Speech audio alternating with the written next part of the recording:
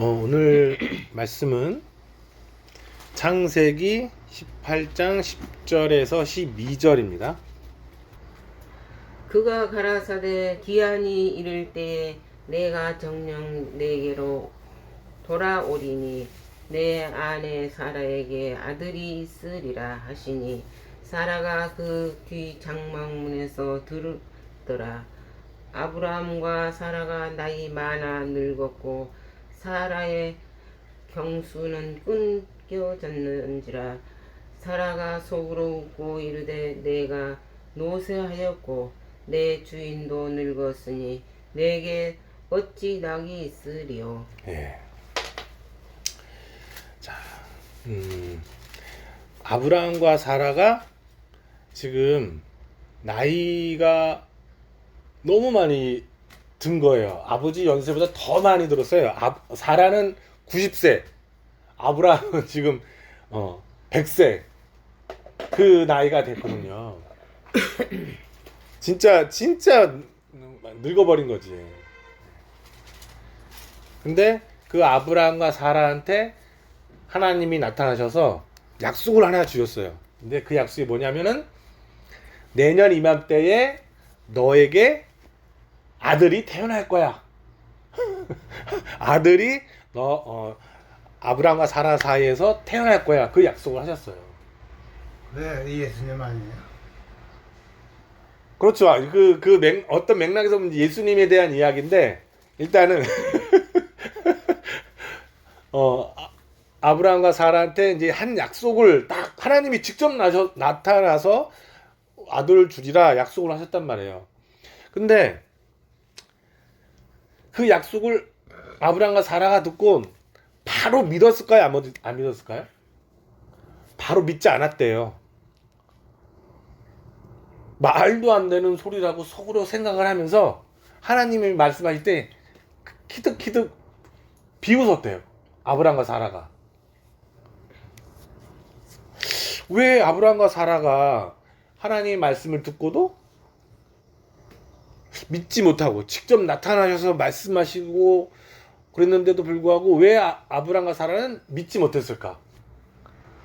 이걸 한번 생각해 보는 거죠. 오늘 아버지, 오늘 하나님이 갑자기 아버지 앞에 호련히 나타나셔가지고 내년에 너에게 아들이 있을 거야, 아들이 태어날 거야 라고 말씀하신다면 아버지 어떻게 했어요? 하나님 말씀 믿겠어요? 안 믿겠어요?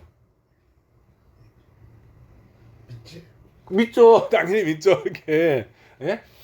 근데 아브라함과 사라는 믿지를 못했대요.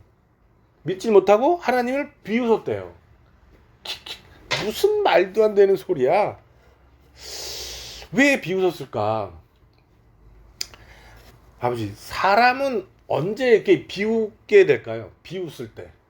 언제 비웃을까요? 죽을 때. 너무 어렵다. 자, 제가 예화를 들어볼게요. 아버지 친구가 있어요. 근데 아버지 또래야. 그러니까 아버지처럼 나이도 많이 드시고 무릎도 아프시고 걷지도 못하고 허리도 힘이 약해서 천천히 그냥 엉금엉금 하다시피 그냥 걸어 다니시는 분이세요. 그분도 아버지처럼 집에만 있어 맨날 힘이 없으니까. 근데 오늘날 이 아버지 친구가 운동을 하기 시작했어요. 동네 한 바퀴, 동네 두 바퀴 걸어 다니는 거예요. 그래서 아버지도 오랜만에 만났으니까 길을 가다가 그 친구를 보고는 물어봤어요. 아니 자네 웬일인가 이렇게 운동을 다 하고. 그러니까 그 친구가 하는 말이 나 열심히 운동을 해서 100m 국가대표 선수가 돼가지고 올림픽에 나가서 금메달을 딸 거야 라고 말을 한다면 아버지가 그 친구한테 뭐라고 하시겠어요? 그 친구한테. 글쎄 모르겠다. 예? 아버지처럼 힘도 없고 무릎도 없는 무릎에 힘도 없는 사람이. 그렇죠. 그 친구를 보고 자네 노망이 든 게 아닌가? 정신 차려! 뭐 이렇게 말씀을 하셨을 거란 말이에요. 누구가 그 친구를 그런 꿈을 가진 아버지 또래의 친구를 보고 비웃지 않은 사람이 누가 있겠어요. 그러니까 그 아버지 친구분이 처한 그 육신의 현실이 있잖아요. 늙은 쑤시는 무릎, 요통에 막 시달리는 그 허리, 그 늙은 몸의 처지에서 보았을 때는 그 아버지 친구가 갖고 있는 꿈이 어때요? 현실성이 있어요, 없어요? 있다고 봐요. 없지. 현실성이 나 늙었는데 그 어떻게 뭐 저기 꿈을 갖고 무슨 큰 일을 한다. 그렇죠. 늙고 쇠했는데 어떻게 내년에 한다고. 운동을 해가지고 국가대표 선수가 돼가지고 올림픽에 나가서 금메달을 따겠어요. 아버지 그렇게 하시면 할 수 있을 게 있어요? 못 하잖아요. 늙은 사람은 그런 꿈 자체를 꿀 수가 없다고. 그러니까 아브라함과 사라에게 아들을 내년에 줄 거야라고 하신 약속 자체가 아브라함과 사라가 보기에는 너무너무 어처구니 없고 현실성이 없는 꿈과 같은 소리였단 말이에요. 그러니까 아브라함과 사라가 속으로 비웃었단 말이에요. 아이고 늙은 우리 주제에 무슨 아들이 있어. 예? 속으로 비웃었단 말이에요.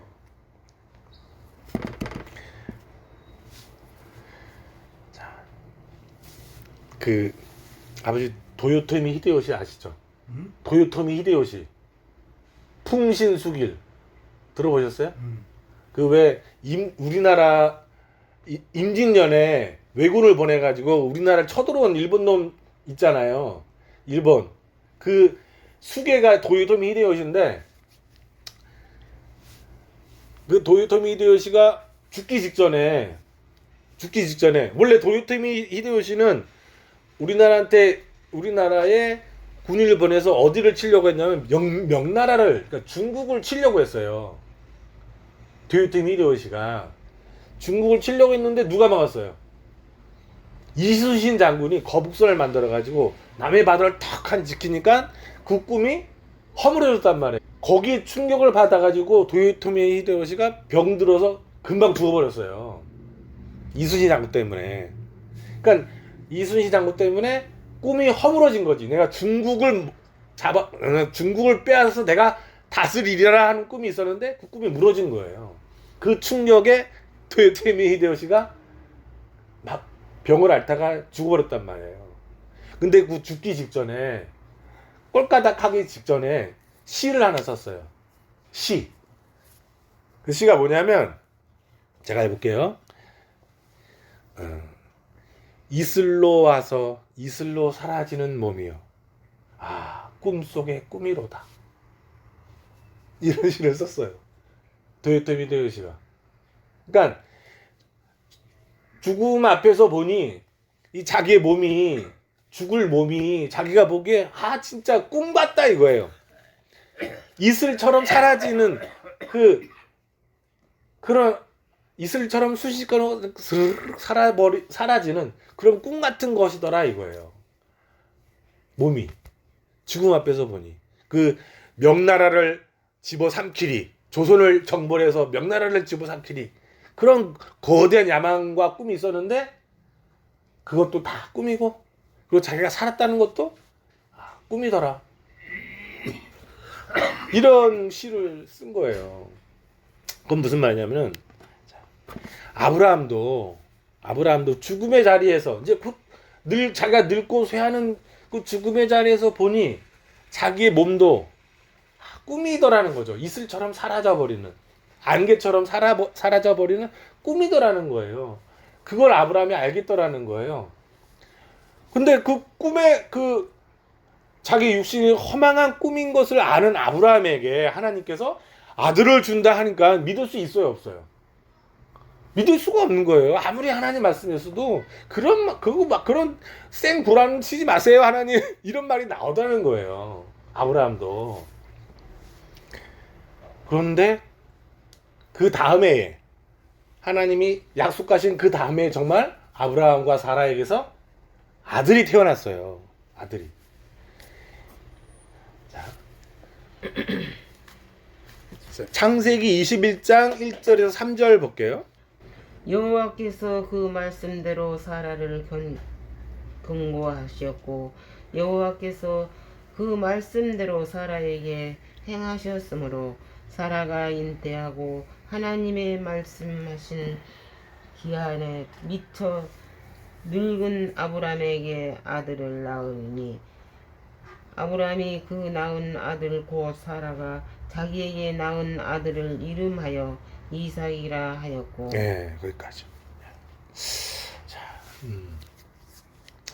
진짜 늙은 아브라함에게서 아들이 태어나니까 아브라함이 기분이 어떻겠어요? 안 좋겠지. 너무 좋지. 아들 태어났고. 아들이 태어났으니까 아버지 제가 처음에 태어났을 때 기분이 어땠어요? 좋았지. 좋았죠. 저도 그 은율이가 청와병원에서 아침 9시에 갑자기 병원에 이제 은율 엄마가 진통을 해도 아이를 못 낳거든. 그러니까 수술을 하자 그래가지고 수술실에 들어갔어요. 근데 수술실에 좀 들어가서 한참 있다가 아침 9시가 되니까 울음소리가 엄청나게 큰 게 막 냥냥냥 들리더라고요. 제가 딱 그 울음소리를 듣고 자식이 왔구나. 제가 얼마나 기뻤는데. 그죠? 기뻤단 말이에요. 근데 아브라함도 그렇게 기뻤다는 거예요. 아브라함도.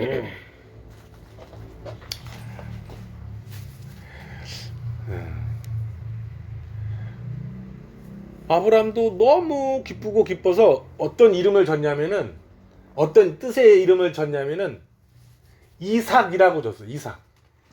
이삭은 무슨 뜻이냐면은 웃음이라는 뜻이에요. 웃음. 그러니까 자기가 너무 기뻐서 웃었는데 그 웃음을 아기 이름으로 그냥 정했단 말이죠. 아브라함이. 아버지가 저를 낳을 때나 제가 은유를 낳을 때나 우리 혈기왕성했잖아요. 젊었을 때 그때는 혈기왕성했는데 아브라함은 전혀 낳을 수 없이 늙어버린 몸이거든요. 사라도 그렇고 아브라함의 아내 사라도 그렇고 아기를 낳을 수 없이 늙은 몸인데 아들을 낳고 기뻐했어요. 아브라함의 기쁨에는 다른 기쁨이 하나 더 들어가 있어요. 뭐냐면 아브라함의 늙음을 이기고 늙고 쇠하고 약하고 병들어 막 이제 죽어가려는 그 죽음을 이기고 아들이 태어났다. 아브라함의 죽음을 이긴 그 기쁨이 하나 더 들어가 있는 거예요. 단지 아들이 태어났다 이 기쁨이 아니라 그것에 더불어 아브라함의 늙음을 이겼다라는 기쁨이 들어가 있는 거예요. 그 기쁨을 생각하니 이건 너무나 감격스러웠다는 거죠. 그래서 아브라함이 이삭이다 이름을 진 거예요. 그러니까 보세요. 하나님의 약속이 아브라함의 늙어버린 그 육신을 이기고 죽음이 지배하는 죽음이 장악한 그 늙음을 이기고 아브라함에게 한 아들을 태어나게 했단 말이에요. 이 아기가 태어남으로 해서 아브라함이 웃은 웃음에는 맨 처음에는 아브라함이 믿지 못해서 하나님을 비웃었잖아요. 근데 그 비웃음을 비웃는 아브라함의 늙었기 때문에 비웃을 수밖에 없는 그 아브라함의 웃음을 이기고 하나님이 아기를 주셨단 말이에요. 그러니까 아브라함의 비웃음을 하나님이 비웃은 거예요. 아브라함은 그 하나님의 비웃음을 마음에 담았고 마음에 담은 그 웃음이 이삭의 이름이 된, 그 아기의 이름이 된 거예요. 우리가 예수를 믿는다는 것도 이게 똑같은 거예요. 자, 요한복음 11장 25절에서 26절. 예수께서 가라사대 나는 부활이요 생명이니 나를 믿는 자는 죽어도 살겠고 무릇 살아서 나를 믿는 자는 영원히 죽지 아니하리니 이것을 내가 믿느냐. 예수님 분명히 부활을 약속하셨잖아요. 네? 예수님 분명히 죽으면 잔다. 야이로 딸이 죽었을 때 그 죽은 딸 앞에서 야이로 딸이 죽지 않았고 잔다. 예수님 말씀하셨잖아요. 영원히 예수를 믿으면 죽지 않는다 말씀하셨단 말이에요. 그런데도 불구하고 사람들은 항상 예수님의 말씀을 비웃을 수밖에 없어요. 왜 비웃을 수밖에 없어요? 그거는 아브라함이 비웃음과 똑같아요. 이 사람의 연약한 육신이 죽으면 끝이지. 늙어버린 내 몸이 죽으면 끝이지. 뭐가 더 있어? 죽음이라는 육신의 처지에서 보면 예수님의 부활의 약속은 믿을 수가 없는 거라는 말이죠. 믿을 수가 없어요. 말도 안 되는 헛소리, 헛된 꿈처럼 들린단 말이에요.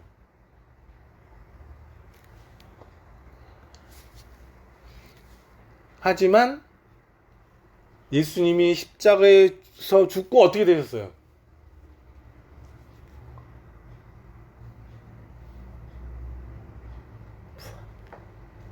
몰라. 부활하셨잖아요. 예수님이 다시 사셨잖아요. 죽음에서. 예? 예수님이 죽음에서 다시 사셨단 말이에요. 예수님이 죽어서 그 육신이 이슬처럼 이렇게 사라졌지만, 헛된 꿈처럼 사라졌지만, 육신이 꿈인 것처럼 예수님 무덤 속에 갇히셨지만 어떻게 됐다고요?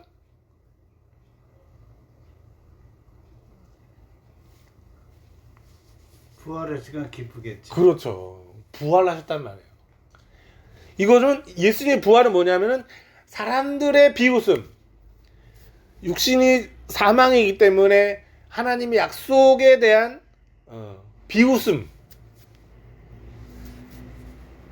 사람의 현실에서 볼 때는 하나님의 약속이 너무 어처구니 없는 거예요.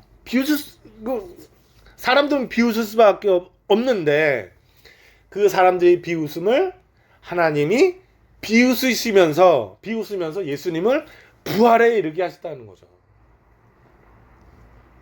그러니까 하나님의 약속을 믿을 수 있는 건 바로 이런 것 때문이에요. 사람들의 비웃음을 하나님은 다 알아. 하나님 모르지 않아요. 하나님의 약속을, 부활에 대한 예수님의 약속을 사람들이 믿지 않을 거라는 것을 하나님은 너무 잘 알고 계시는 거예요. 그걸 우리가 알면, 그러한 사람들의 비웃음을 하나님이 비웃는다라는 차원에서 예수님이 부활하신 것을 알면 우리는 어떻게 해야 돼요? 예수님의 부활을 우리는 믿어야지. 그렇죠. 그리고 아버지가 예수를 믿고 죽어도 자다가 깰 것을 믿는 거란 말이죠. 그게 하나님의 능력이라는 거예요. 그 소망을 가지면 우리도 어떻게 해서요? 하나님처럼 우리도 웃게 되는 거예요. 죽음을 이김으로써 믿음의 소망을 가지는 소망으로 하나님과 함께 우리도 웃게 된단 말이죠.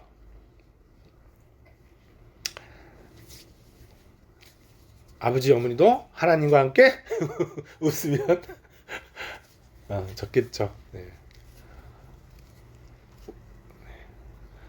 자, 우리 기도하고 마치겠습니다. 하나님, 인생은 항상 하나님의 말씀을 믿을 수가 없습니다. 하나님의 생명에 관한 약속이 인생의 눈에는 어처구니가 없어 보입니다. 인생이 믿을 수 없는 건 사망에 처했기 때문입니다. 죽음에 처했기 때문입니다. 늙음에 처하고 병들에 처해서 죽어가기 때문입니다. 하지만 하나님은 죽음의 비웃음을 비웃는 분이십니다. 참 소망으로 사람의 사망을 비웃고 아들을 죽음에서 일으키신 아버지이십니다. 우리가 아버지를 온전히 알고